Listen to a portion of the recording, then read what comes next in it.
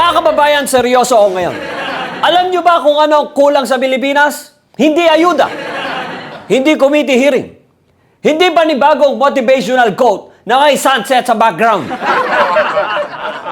Ang kulang sa Pilipinas, epic fantasy na may bardagula.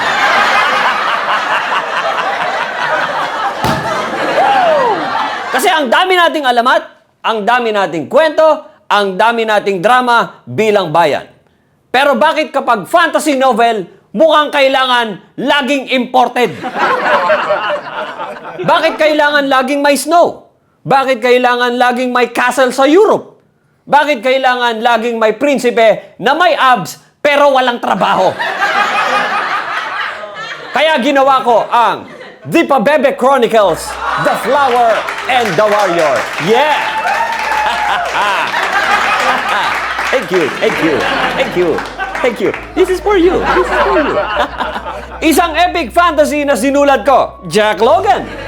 Para sa mga Pilipinong gusto ng alamat, gera, pag-ibig, propesiya, at mga mandirigmang mukhang handang mamatay para sa kaharian, pero hindi handang pumila ng matino sa pisbulan. Dito may kaharian, may mga mandirigma, may mga sikretong pamilya, may sexing Amazona, at syempre, may bardagulan. Hindi ito yung fantasy na tahimik lang. Dito kapag may prophecy, may marites. Kapag may hari, may chismis. Kapag may mandirigma, may trauma. Kapag may pag-ibig, may war crimes. At ito ang pinakamaganda dito, Pilipino ang kaluluwa. Thank you, thank you, thank you. This is for you, this is for you. Okay? Buy my book. Okay? Hindi natin ginaya ang mundo ng iba. Gumawa tayo ng sarili nating mundo.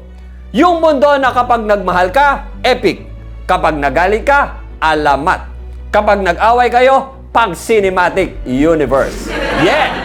Kaya kung sawa ka na sa paulit-ulit na content, kung gusto mong magbasa ulit, kung gusto mong malaman na ang Filipino fantasy ay pwedeng maging malaki, nakakatawa, madugo, malandi, matapang, at may sariling kabaliwan, eto na yon.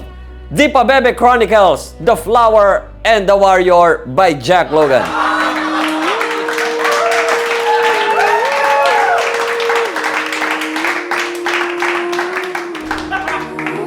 Hanapin ang hari sa trono, sapagkat ang ginto ay nagpapabulag. Huwag hanapin ang bayani sa dugo,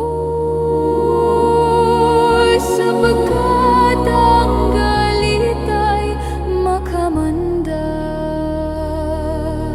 Hintayin ang sandali na ang mundo'y magbabanggaan, at ang oras ay hinto sa gitna ng kaparangan. Doon sa pagitan ng hininga at halik, ang huling bulaklak ng diwata. At ang dakilang mandirigma sa Erodas ay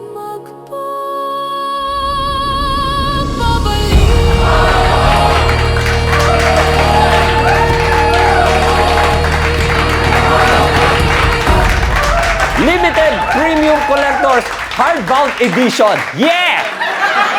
Available now sa pabebechronicles.com. Bilin mo na! Dahil minsan sa buhay, kailangan mong tanungin ang sarili mo, bibili ka ba ng libro? O habang buhay ka na lang manonood ng motivational reel na mga taong nangungutang din naman?